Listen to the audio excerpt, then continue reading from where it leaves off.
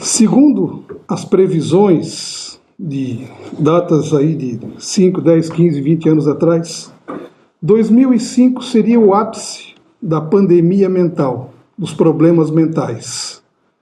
2024, um pouco mais de 470 mil pessoas se afastaram do trabalho, por problemas no limite do estresse, no limite da ansiedade, da depressão e tantas outras coisas. Altos índices de suicídio, altos índices de consumo de drogas químicas, lícitas e ilícitas, crimes, violência, bullying e por aí vai. Então, 2025 seria, não digo o ápice, mas seria o grande momento dos problemas mentais da face da Terra. E a gente percebe isso vendo no dia a dia, né? E aí nós começamos pela questão 919 do Livro dos Espíritos, que faz uma pergunta a Kardec e a Santo Agostinho.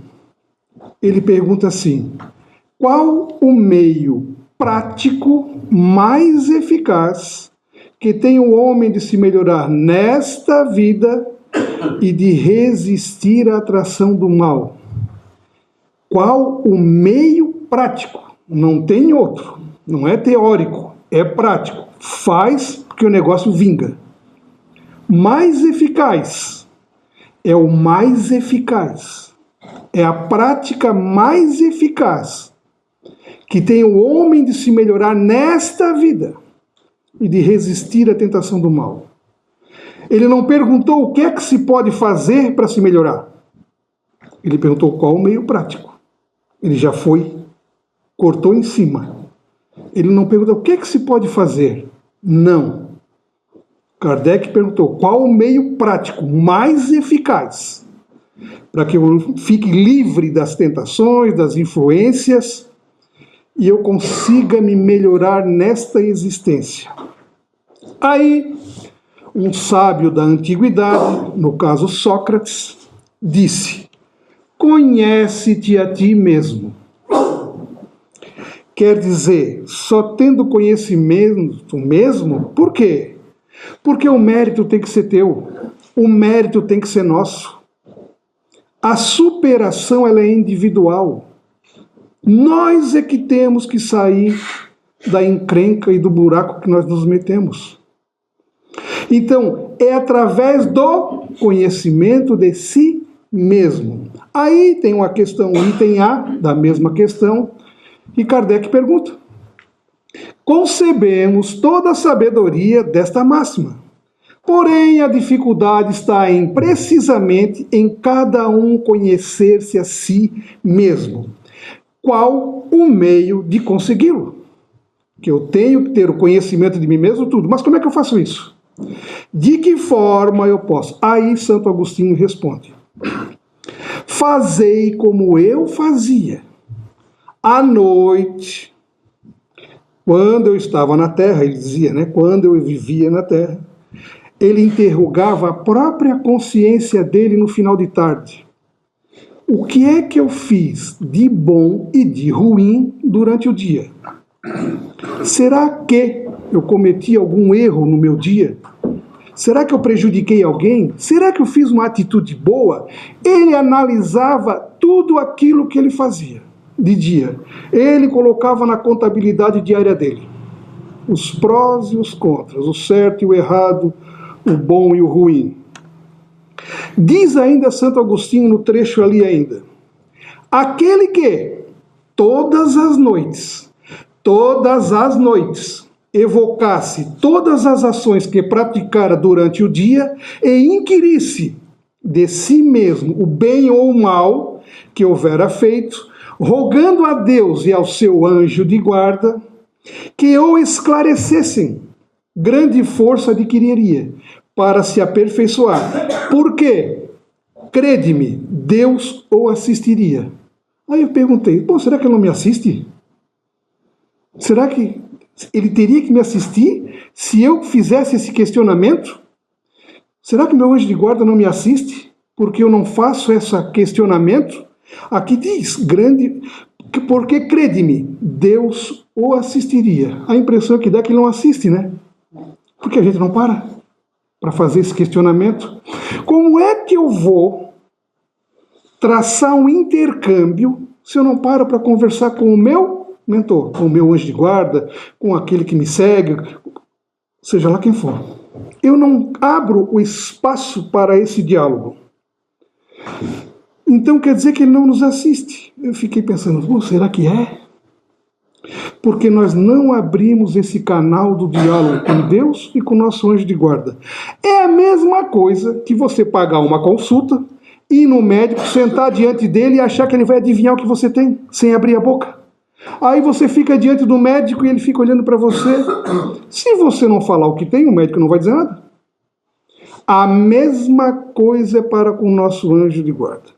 Qual é o problema do tal do não se olhar? É que a gente se preocupa muito com as coisas externas. Aí na antiga Grécia, lá no pórtico de Delfos, estava escrito a mesma frase. Ó homem, conhece-te a ti mesmo e conhecerás os deuses e o universo. A frase toda é essa. Sócrates, na época, pegou apenas um recorte. Conhece-te a ti mesmo. Conhecendo a ti mesmo, tu vai conhecer os deuses e o universo. O interessante é que as pessoas passavam pelo pórtico e essa frase estava ali.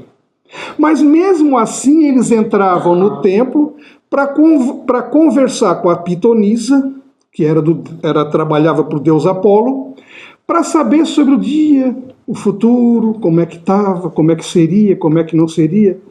Se ao olhar e analisar a frase, já pegasse para si e praticasse no dia a dia, não precisava nem estar no templo.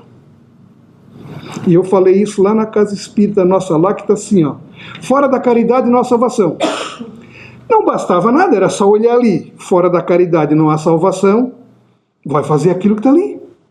Está escrito, fora da caridade não há salvação. Então, quer se salvar, quer se livrar de futuros problemas, faz a caridade. Foi Jesus que disse, fora da caridade não há salvação.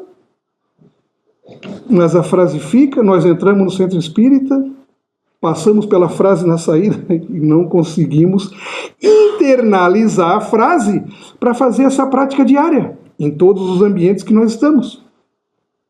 E é isso que Kardec, Jesus fala, conhece-te a ti mesmo. Carl Gustav Jung, em sua autobiografia Memórias, Sonhos e Reflexões, ele tem um adágio alquimista interessante. Diz assim, não saias, é no interior do homem que habita a verdade. Jung falava isso. Mas o que é que nos remete isso? Que nós saímos de dentro de nós, pois a verdade está dentro de mim. Mas eu prefiro sair do meu interno e buscar as coisas externas. Aí eu começo a me preocupar, entrar em assuntos que eu não deveria, seguir pessoas que não deveria seguir, ter conversas que não deveríamos ter, se envolver com coisas que não nos trazem e não nos dizem respeito em nada. Passamos a falar da vida alheia, comentar sobre a vida do fulano, sobre a vida da fulana, a conduta de um e de outro, e nos esquecemos de nós mesmos. E a gente começa a buscar temas, assuntos e problemas fora, que não vai nos ajudar em nada na nossa vida, no dia a dia, apenas despertar raiva, ódio, inveja, alguma coisa, outra. Mas Jesus disse, conhecereis a verdade e a verdade vos libertará. Essa verdade, ela já está dentro de nós. O que é que nós não nos proporcionamos para que essa verdade ecloda de dentro de nós? A gente não para conversar com o nosso anjo guardião. A gente não para traçar um diálogo com Deus. Por isso que eles ficam à distância. Ora, se eu não abro campo e espaço para o meu anjo de guarda se manifestar, quem aparece do meu lado? Qual o nível de espírito que vai se aproximar de mim? Se aquele que tem a missão, a incumbência de estar do meu lado para me orientar na minha trilha da minha existência, se ele se afasta, alguém vai me conduzir. Para onde? Para onde? Então, quando Santo Agostinho diz, eu parava e fazia uma autoanálise do meu dia. O que é que eu fiz de certo, de errado? Hoje passou uma pessoa por mim, me deu bom dia, eu nem respondi. Ingratidão, né? Porque passou uma pessoa por ti e disse, bom dia. Que tu tenhas um ótimo dia. Que tu tenhas uma boa tarde. Isso é sentimento. Isso é sentimento. E eu não respondi. Há um ato educado, ao ato de uma pessoa que eu não conheço e me desejou um bom dia. Não passou por mim, quero que tu vá para o inferno. Ele disse, bom dia. Que tu tenhas uma ótima noite de sono, de repouso. Já pensou? Isso é sentimento. Isso é respeito pelo ser humano. E eu não respondi. Ingratidão minha. Não retribuí. Que a senhora ou que você tenha um bom dia também. Tanto quanto você me desejou. Mas a gente não faz. Aí eu vou pensar à noite, né, realmente eu tenho que... Se a primeira pessoa que passar por mim amanhã, eu vou dar bom dia. E o que é que tu fez de bom? Eu fiz isso assim, ajudei alguém a atravessar a rua, carreguei as compras para um, fiz alguma coisa para outro. É uma coisa positiva. Eu gostei. Mas ainda assim, quando eu cheguei em casa, discuti com meu filho do meio. E eu sei que eu peguei pesado. Então amanhã, refletindo, eu vou lá e vou pedir desculpa para ele. Mesmo sendo meu filho, eu vou lá, vou reconhecer, eu errei, o pai errou sobre isso e aquilo. Não era aquele tom de voz que eu queria usar. Então me desculpe. Aí, o que é que acontece com isso?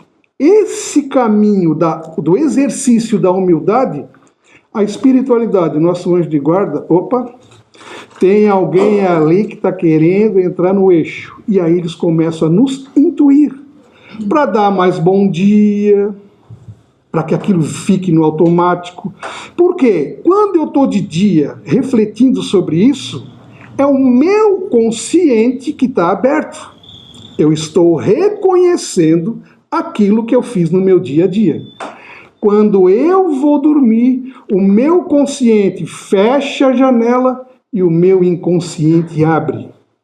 E é no inconsciente que a gente aprende as lições que a gente tem que aprender. Quando você reflete sobre os problemas, não, eu cometi um erro. Mas amanhã, e nesse amanhã que você projeta para ressarcir aquele bom dia ou algo que você não deu, ou uma atitude que você acha que tem que fazer e melhorar, no sonho, o espírito, o anjo de guarda, ou aquele que tem afinidade contigo também, se aproxima para te orientar. Continua fazendo isso. E aí nós vamos abrindo esse leque para que esse intercâmbio entre eu e o meu anjo de guarda, meu protetor, meu guia, seja lá o que for, a gente comece a estreitar um laço de afinidades e de repente em alguma coisa que você vai fazer, aquilo já o botãozinho já estoura na hora, não é por aí. Então, quando nós refletimos isso no nosso dia a dia, nosso consciente, à noite, o inconsciente abre e ali a gente começa a aprender as coisas.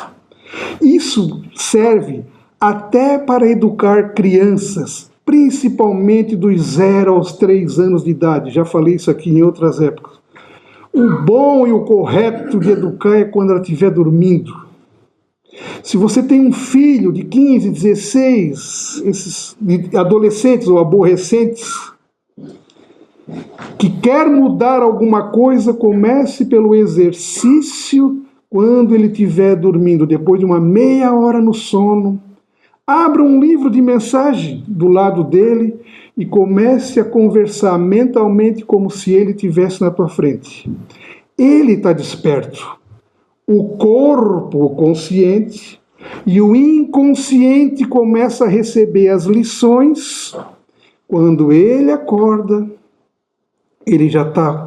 Dá para se perceber alguma diferença. Pode ser que não seja no mesmo dia, mas ele vai começar a apresentar mudanças. Já houve pesquisas com Alzheimer, Parkinson, outras pessoas com problemas de doenças degenerativas ou outras, já houve experiências e relatos sobre isso. Acalmar pessoas extremamente agitadas, deixa dormir, abre o evangelho, abre um livro e faça uma oração do lado dele, converse, fale sobre paciência, sobre calma. São exercícios e situações que nós não estamos habituados a fazer. Pouco ainda se sabe, porque nenhum médico vai prescrever isso, nenhum psiquiatra, nenhum psicólogo, mas são exercícios eficazes que já há comprovação científica que se faça. Então, quando a gente busca lá no nosso interior, é como vai mergulhar dentro de ti. Só que para a gente entrar lá no nosso inconsciente mesmo, para a gente saber quem nós somos lá na profundeza do ser, nós não vamos conseguir chegar. É a mesma coisa que perguntar para um mergulhador até onde ele já foi na profundidade. Ah, eu nunca cheguei no fundo de um oceano. O corpo não aguenta, os equipamentos não aguentam, e ele nunca vai chegar no fundo de todos os oceanos. Ele vai até onde a estrutura física do aparelho aguenta. E aí ele não mergulha. Nós também não conseguimos mergulhar. Quando se fala, conhece-te a ti mesmo, busca dentro de ti, nós não conseguimos mergulhar lá no nosso... É água pelo joelho quando vai na praia. Quando eu era mais novo, tu até atravessava a arrebentação a nado. Mas chega uma idade que pelo joelho já está bom. É o que nós precisamos. Aconteceu um problema dentro da tua casa. Para resolver, analisa. Isso é autoconhecimento. O porquê, quem alimenta a discórdia, quem está fazendo isso, o comportamento de cada um. São essas observações do dia a dia é que nós temos que prestar atenção. Eu não vou lá, quem eu sou? Aí tu mergulha, tu não vai te conhecer.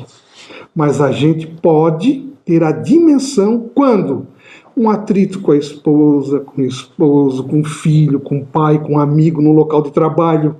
Observar o comportamento que está à tua volta. Olhando para dentro de ti, analisando o que é que desperta raiva, o que é que desperta ódio, o que é que desperta um bem-estar, as pessoas que tu gosta estar próximo. São essas observações do dia a dia que nós temos que fazer.